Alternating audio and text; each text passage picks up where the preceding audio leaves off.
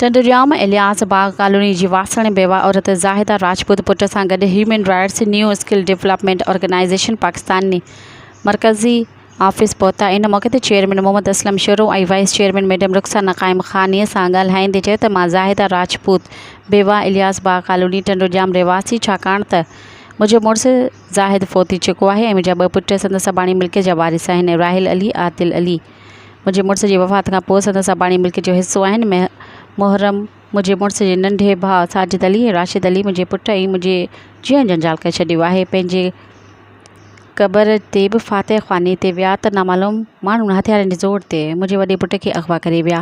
मुहर्रम ज़ाहिद राजपूत घरवारी ज़ाहिद राजपूत पंहिंजे ॾेर ख़िलाफ़ वीडियो बयान। मज़ीद ख़बरनि ऐं तफ़सीलात लाइ विज़िट कयो असांजी वेबसाइट www.awamiNewsHD.com ऐं ॾिसंदा रहो अवामी न्यूज़ HD।